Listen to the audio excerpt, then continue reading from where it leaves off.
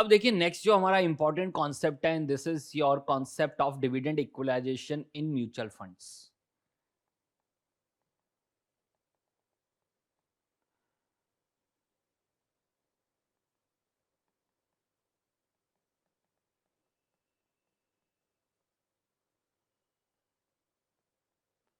Dividend equalization in mutual funds.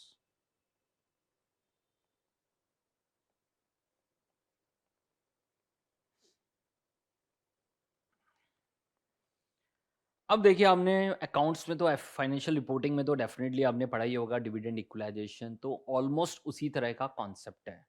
तो पहले हमें समझना पड़ेगा कि ये कॉन्सेप्ट है क्या। टाइमलाइन पे समझेंगे। मान लो this is your 1 year period.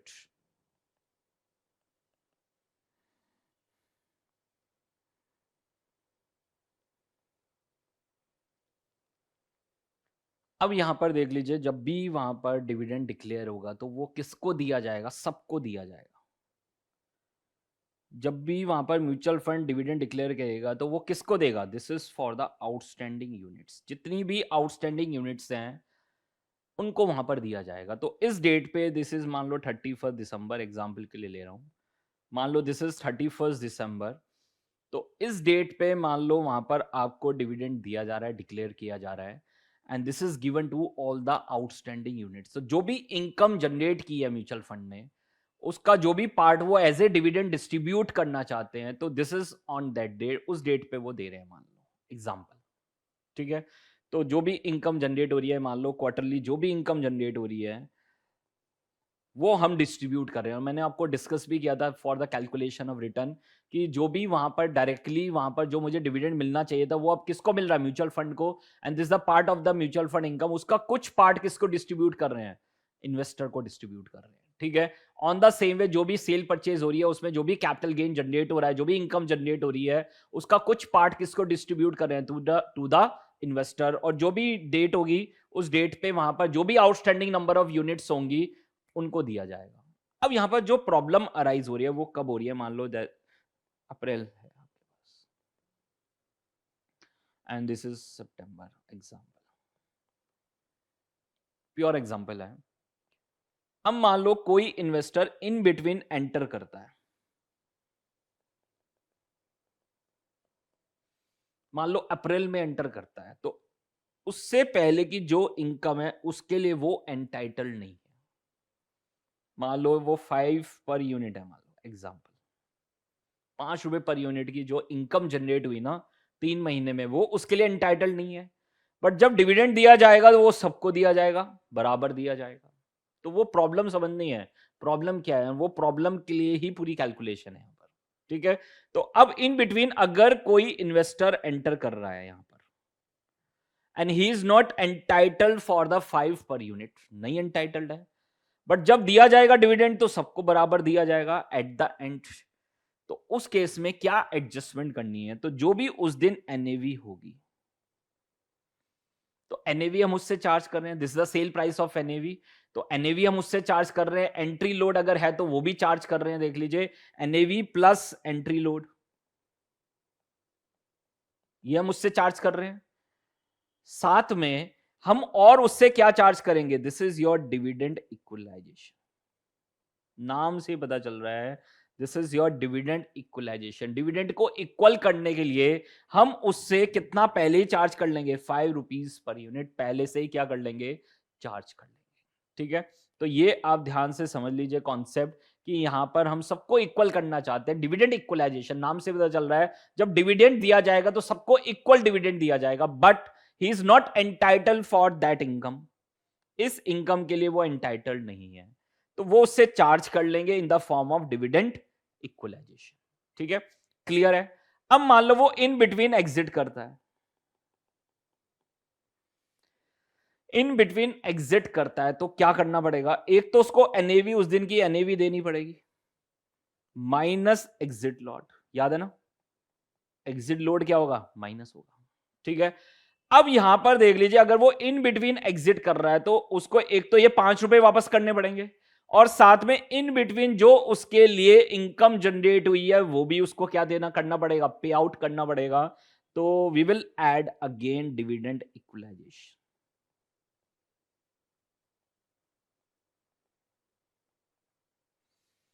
तो दो चीजें यहां पर निकल के आई सर।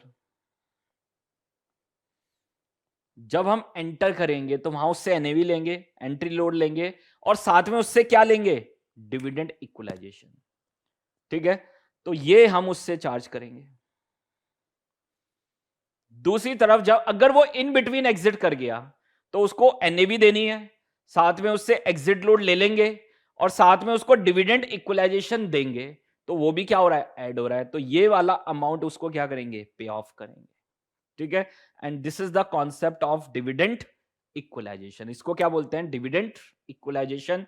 तो काफी लोगों को ये क्लैरिटी नहीं है, तो सिंपल कॉन्सेप्ट है आपके पास। तो जब वो एंट्री किया इन बिटवीन तो उससे डिविडेंड इक्वलाइजेशन चार्ज कर लिया, और जब वो एग्जिट करा इन बिटवीन तो उसको डिविडेंड इक्वलाइजेशन पे आउट कर दिया। ठीक है, तो ये आपके पास देख लीजिए, this is the concept of dividend equalization. तो इस पे नोट बना के लिख लो, और यही सब कैलकुलेशन हमें यहां पर काम आने वाली है। ठीक है, तो नोट बना के लिखो। First point, new investor are not new investors are not entitled to any share of income of mutual fund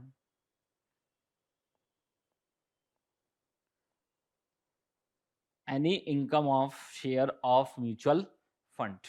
ठीक है, तो दे आर नॉट एंटाइटल, समझ पा रहे, वो कोई भी एंटाइटल नहीं है। बिकॉज इन बिटवीन अगर वो एंटर कर रहे हैं तो जो भी टाइम पीरियड चला गया उसमें जो इनकम जनरेट हुई है उसके लिए वो एंटाइटल्ड नहीं है। New investors are not entitled to any share of income of mutual fund which arose before they invest or buy these units।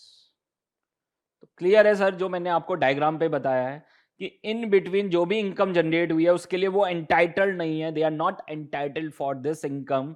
तो हम जब वो एंटर करेंगे तो उससे क्या कर लेंगे, चार्ज कर लेंगे, we will charging from the investor. तो सेकंड पॉइंट लिख लो, at the time of, but जब डिस्ट्रीब्यूशन होगा तो सबको बराबर होगा, that's why we call it dividend equalization. तो नाम से समझ में आ रहा है डिविडेंड को क्या कर रहे हैं, इक्वलाइज कर रहे हैं eight the time of distribution.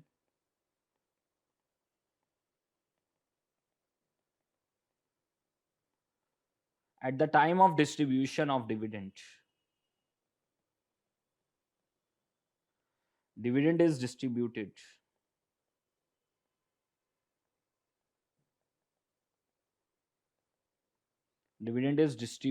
to each unit holder equally। तो सबको इक्वली दिया जाएगा सर, ये बात ध्यान रखना, सबको क्या दिया जाएगा, इक्वली। तो इस डिफरेंस को वहां पर कंपनसेट करने के लिए basically we are charging from the investor to compensate for this, to compensate for this an equalization amount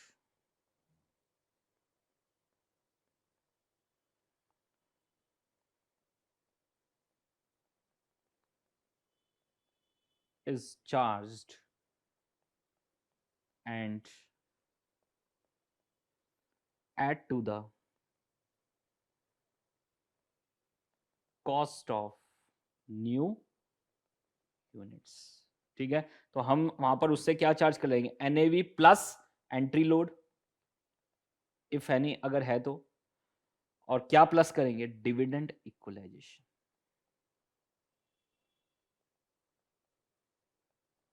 जो भी पर यूनिट डिविडेंड इक्वलाइजेशन बनता है वो उससे क्या करेंगे, चार्ज करेंगे sir.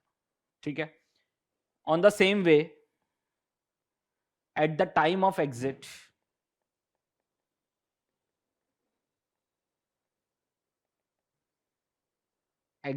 of any unit holder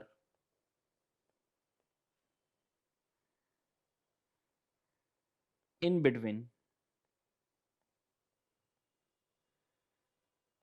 dividend is paid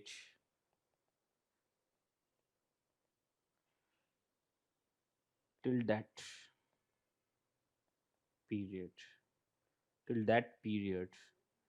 to him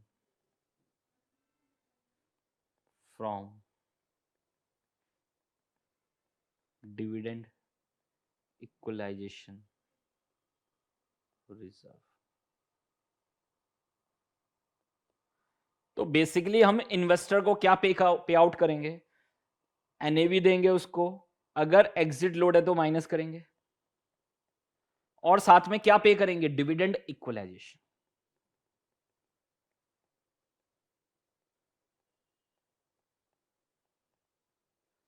box में कर लेना, यही यहां पर एडजस्टमेंट है, यही यहां पर कैलकुलेशन है जो हमें यहां पर करनी है.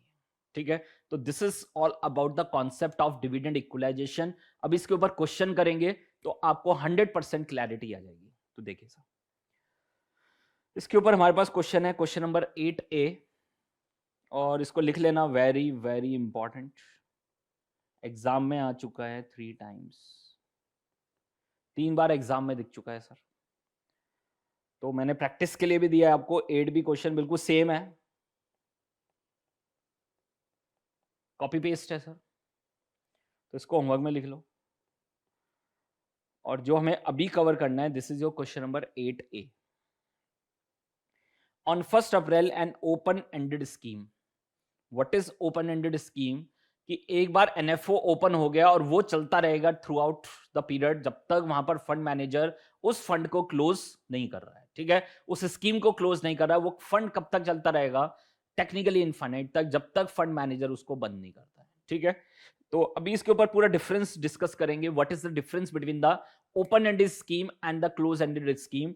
बहुत अच्छे से उसको डिस्कस करेंगे. And this is the important difference, और उसकी वजह से कॉन्सेप्ट आएगा डिस्काउंट एंड प्रीमियम. ठीक है, तो डिस्काउंट एंड प्रीमियम का कॉन्सेप्ट भी किससे लिंक्ड है? Open ended and close ended से. तो वो भी हम डिस्कस करेंगे. On 1 April N open ended scheme of mutual fund had 300 lakhs unit outstanding with net asset value of 18.75. तो उन्होंने बता दिया 300 lakhs यूनिट्स हैं और net asset value is 18.75. This is on 1st April. At the end of the April, it issued 6 lakhs unit at an opening NAV plus 2% load adjusted for the dividend equalization. तो खुद ही बता दिया इन्होंने. अगर नहीं भी बताते, हमें यही एडजस्टमेंट करनी है प्रैक्टिकली. ठीक है, तो यहां पर ध्यान रखना कि आपके पास पूरा एडजस्टमेंट, पूरा कैलकुलेशन उन्होंने खुद ही बता दिया कि क्या कर रहा है. तो यहां पर आपको एनएवी लेनी है, उससे साथ में लोड लेना है 2% का, और साथ में वहां पर we have to adjust for the dividend equalization. Practically उससे कवर करेंगे dividend equalization at the end of the May. तो वहां पर मंथ, अप्रैल मंथ के एंड की बात की थी कि 6 लाख यूनिट वहां पर एंटर हुए थे. At the end of the May के एंड में वहां पर 3 lakh units were repurchase at an opening NAV less 2% exit load. तो यहां पर बहुत क्लियरली मेंशन्ड है ओपनिंग एनएवी पे एडजस्टमेंट करनी है. यहां पर भी ओपनिंग एनएवी में एडजस्टमेंट करनी है, less 2% exit load adjusted for the dividend equalization. तो यही तो हमें एडजस्टमेंट करनी है यहां पर. At the end of the June 70% of its available income was distributed. तो जो भी टोटल इनकम में अवेलेबल है उसका 70% हमें डिस्ट्रीब्यूट करना है. In respect of the April to June quarter the following additional information is available. Portfolio value appreciation, income from April, May and June. तो बेसिकली यहां पर आपको इनकम्स दे दी तीनों महीने की, एप्रिसिएशन बता दिया.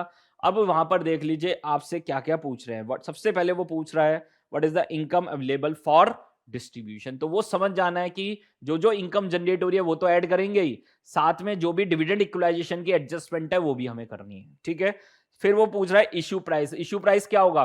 Opening NAV plus entry load plus dividend equalization. ठीक है, व्हाट इज रीपर्चेज प्राइस?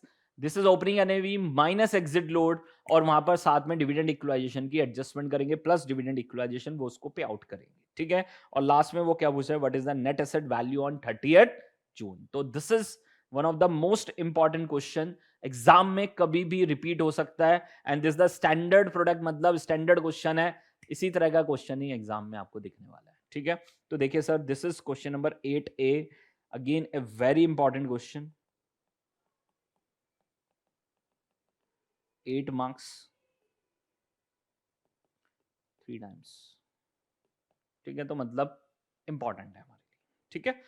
तो ये आपके पास देख लीजिए क्वेश्चन नंबर 8 है। तो सबसे पहले फर्स्ट पार्ट में मुझे क्या करना है, calculation of income available for distribution, ये तो पूछ रहा है इनकम अवेलेबल फॉर डिस्ट्रीब्यूशन, तो लिख देंगे this is calculation of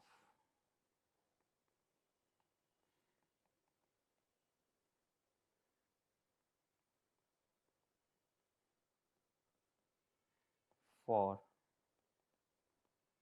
distribution.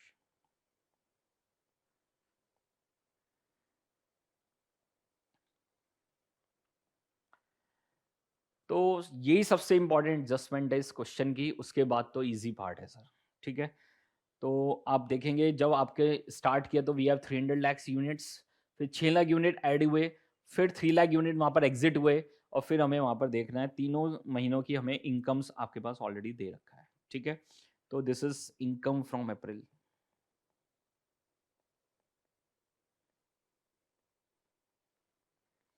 Unit we have 300 lakhs units per unit, and in total rupees lakhs, units in lakhs, ठीक है। तो सबसे पहले इनकम देखो, वहां पर अप्रैल की इनकम कितनी है, 22.95 लैक्स। तो पर यूनिट कितनी हो गई sir, 22.95 divide by 300, and this is 0.0765। Technically ये बैलेंसिंग फिगर है, ठीक है। This is for your reference, balancing figure, ठीक है। अब वहां पर वो क्या कह रहा है भाई, 6 lakhs यूनिट एंटर हुए, तो 6 lakhs यूनिट्स वर परचेस्ड, ठीक है। तो उनका डिविडेंड इक्वलाइजेशन उनसे लेना है, ठीक है। तो कितना लेंगे उनसे, this is at dividend equalization, dividend equalization. तो 6 lakhs यूनिट्स एंटर हुआ, तो उनसे चार्ज करना पड़ेगा, कितना चार्ज करना पड़ेगा, दिस इज 0.0765 पर यूनिट उनसे चार्ज करना पड़ेगा, 0.0765, because they are not entitled for the April income, April income के लिए वो एंटाइटल्ड नहीं है, ठीक है। तो वी शुड चार्ज 0.0765, ये उनसे चार्ज करना पड़ेगा। तो टोटल कितना चार्ज होगा, 6 इंटू 0.0765, तो we should charge 0.459 lakhs from the 6 lakhs unit holders, उनसे चार्ज करना पड़ेगा। तो अप्रैल के एंड पे क्या हमारी देख लीजिए क्या एडजस्टमेंट निकल के आई, वी हैव 306 लाख यूनिट्स, और टोटल अमाउंट हमारे पास कितना है, 22.95 plus 0.459, this is 23.409 divide by 306, this is 0.0765, ठीक है। चेक कर लीजिए एक बार, 0.0765। तो ये मेरे पास अप्रैल का पूरा एडजस्टमेंट हो गया। अब now we have income from May, income from may,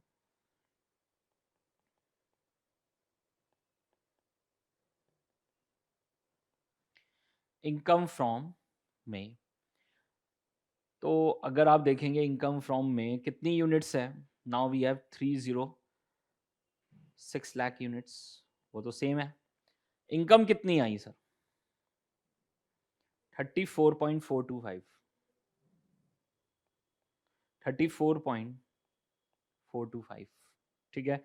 per unit कितनी आ गई, 34.425 डिवाइड बाई 306, 0.1125, ठीक है, तो ये आपके पास मई की इनकम है, this is available for 306 lakh units. तो पर यूनिट आपके पास कितनी इनकम आई? 0.1125। तो what is your total? Total income आपके पास देख लीजिए कितना है, 306 लैक्स पे टोटल इनकम कितना आ रहा है? 0.0765 plus 0.1125 and this is 0.1890 and the total of is 23.409 plus 34.425 and this is 57.834. So this is the total income available for the 306 lakh unit holders and in per unit this is 0.1890. ठीक है, अब वहां पर 3 lakh unit holders वहां से exit किया तो उनको पे आउट करना पड़ेगा, उनको पे करना पड़ेगा डिविडेंड इक्वलाइजेशन।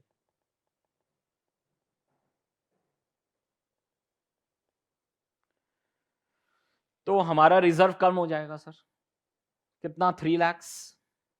कितना पे करना पड़ेगा? जितना उनके लिए अवेलेबल है। अब उनसे हमने चार्ज कर लिया था कितना? 0.0765 और कितनी इनकम जनरेट हुई है? 0.1125।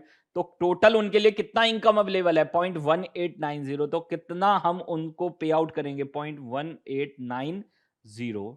This is your A point, ये ध्यान रखना, ये वाला हमने चार्ज किया है और ये वाला हमने पे आउट किया है, भूलना मत इसको। ठीक है, तो कितना हो गया? 3 into 0.189 and this is your 0.567। ये माइनस होगा सर, ये माइनस होगा। तो फाइनली मेरे पास क्या बचा? This is your 303 lakh units.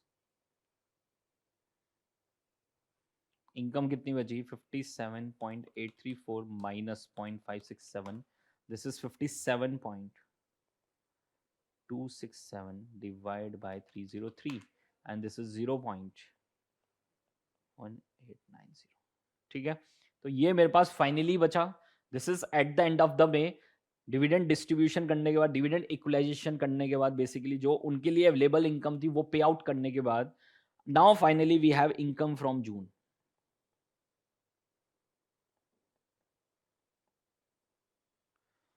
And again this is available for 303 lakh unit holders. और कितने इनकम है? 45.45।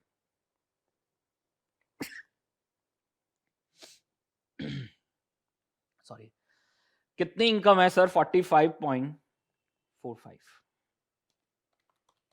Divide by 303 and this is 0.1500।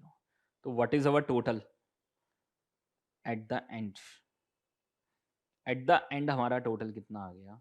303 lakh unit holders. Per unit कितना आ गया? 0.189 plus 0.15, 0.3390 and in totality is 57.267 plus 45.45, this is 102.717। Check कर लीजिए, this is the income available for distribution. लिख लो इनकम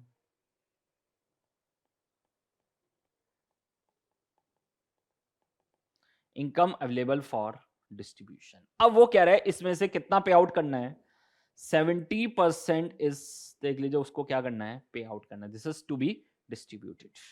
तो कर देंगे लेस डिविडेंड।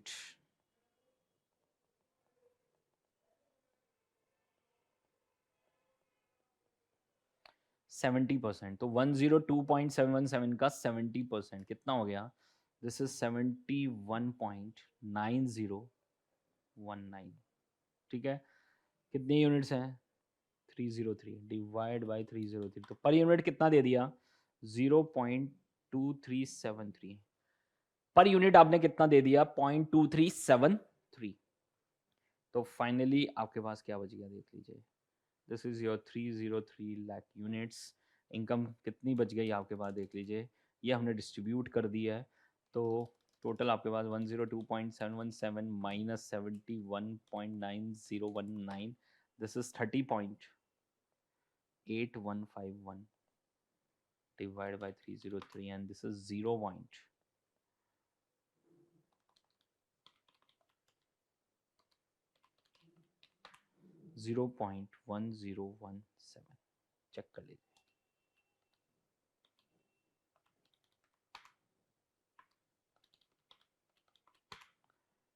30.8151 0.1017।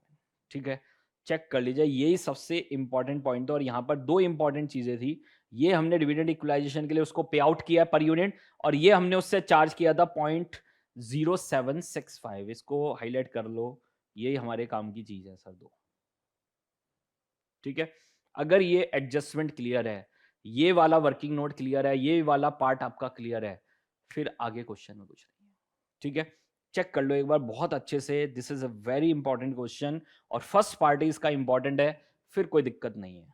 ठीक है, तो बी पार्ट आपके पास, सेकेंड पार्ट में क्या पूछ रहा है, issue price at the end of the April.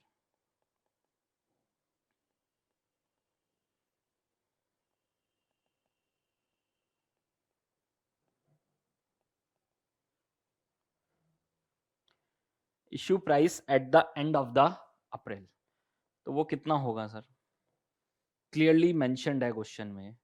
This is your opening NAV plus 2% load and adjusted for dividend equalization. ठीक है, कर देंगे सर, तो this is your opening NAV. How much is the opening NAV given in the question, 18 point कितना है, 18.75 plus entry load कितना है eight the rate of 2% of 18.75। 18.75 into 2% is 0. This is 0.3750। तो ये तो हम उससे चार्ज करेंगे, साथ में उससे और क्या चार्ज करेंगे, that's why we are adding, क्या चार्ज करेंगे, डिविडेंड इक्वलाइजेशन।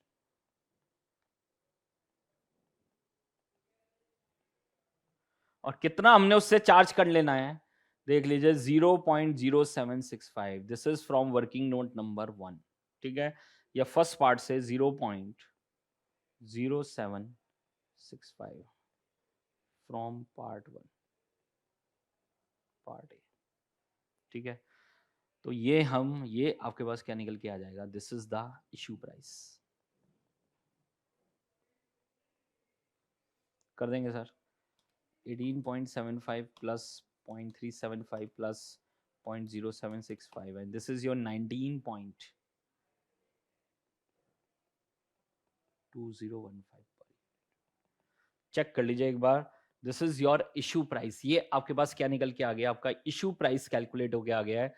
चेक कर लीजिए, तो यही यहाँ पर स्टार पॉइंट है, this is the star point of the question जो फर्स्ट पार्ट से हमने लिया है। ठीक है, on the same way C part में क्या पूछ रहा है,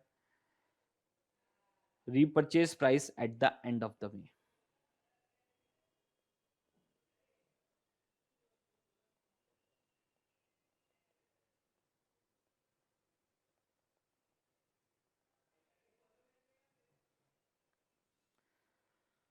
repurchase price at the end of the May.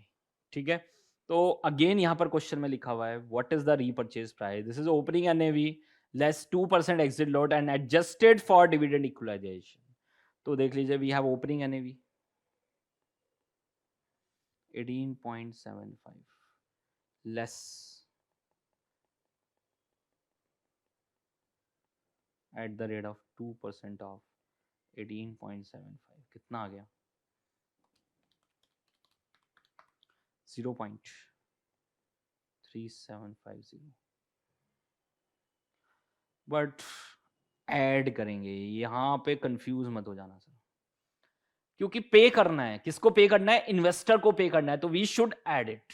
ठीक है, तो कितना ऐड करेंगे, this is your dividend equalisation.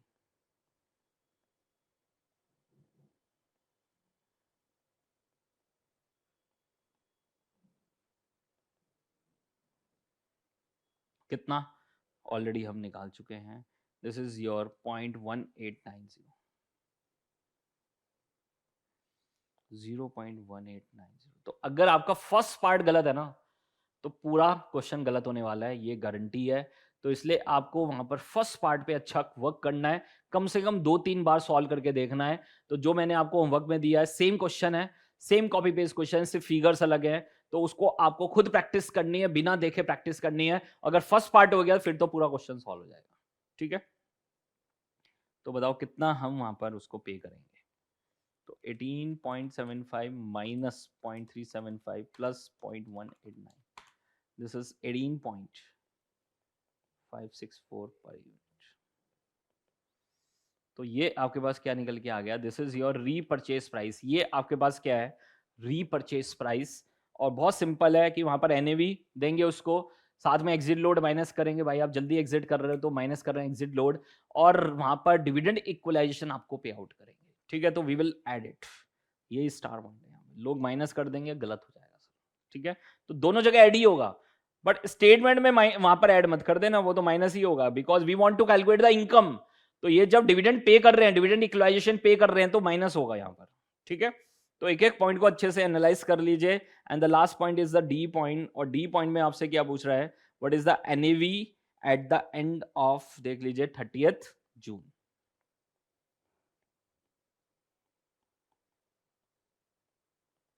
NAV on 30th June, rupees lakhs. सबसे पहले opening NAV, opening net asset value कितनी यूनिट्स थी सर, किस रेट से थी, 18.75, कितना हो गया 300 इंटू 18.75, दिस इज 5625 लैक्स। अब देखो यहां पर ओपनिंग एनएवी हमारे पास आ गई है, अब जो एडजस्टमेंट हुई है 3 महीने की, वो एडजस्टमेंट यहां पर हमें करनी है। सबसे पहले वो क्या दे रहा है आपको, पोर्टफोलियो एप्रिसिएशन। पोर्टफोलियो कितना एप्रिशिएट हुआ है वो ऑलरेडी क्वेश्चन में दे रखा है, तो we will add portfolio appreciation.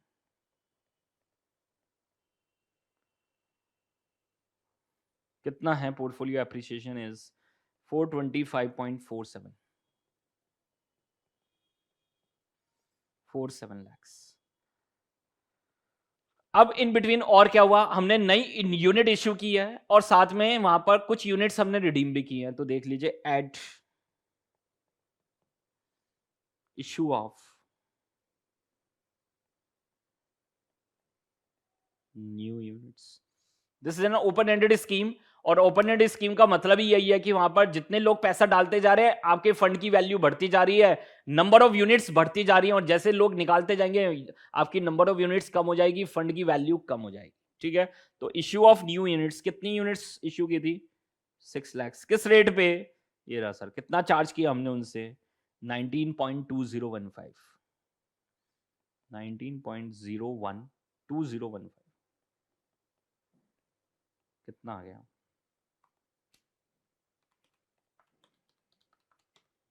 This is 115.209। साथ में हमने रीपरचेज भी की, लेस रीपरचेज यूनिट्स, कितनी रीपरचेज करी है, 3 लैक्स। किस रेट पे, 18.564,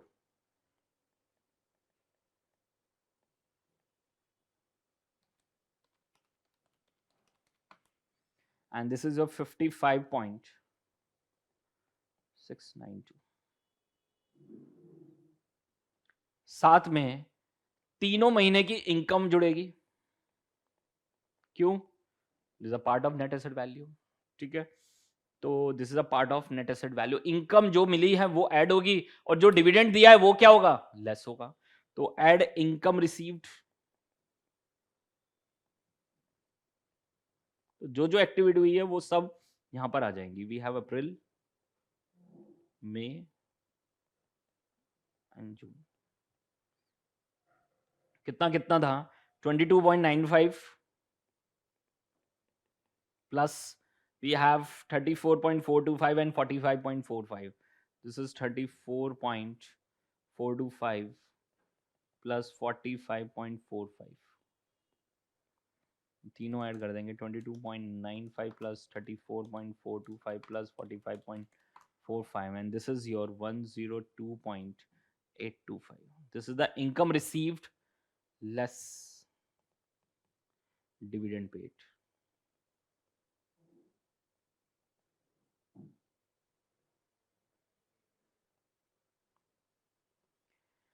कितना डिविडेंड पे किया ये हमने कैलकुलेट कर लिया था। 70% हमने वहां पर डिविडेंड डिस्ट्रीब्यूट किया था। कितना डिविडेंड पे किया था? 71.9019 this is the dividend paid to the investors. तो मेरे पास क्या निकल के आ जाएगी? This is your closing net asset value. How much कर देंगे कैलकुलेट?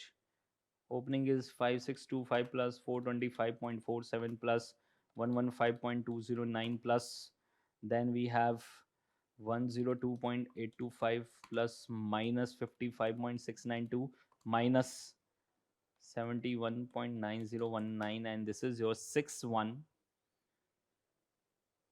एक बार चेक कर लेते हैं। 71.9019 एंड 102.825। तो एक बार ज़रा चेक कर लेते हैं कोई मिस्टेक तो नहीं हो रही। 5625 plus 425.47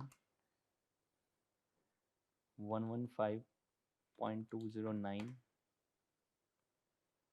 102.825 minus 55.692 minus 71.9019 this is 6140.6140.9101 सही था, बट फिर भी एक बार चेक कर लिया। Divide by number of outstanding units and now the number of outstanding units are 303 lakhs।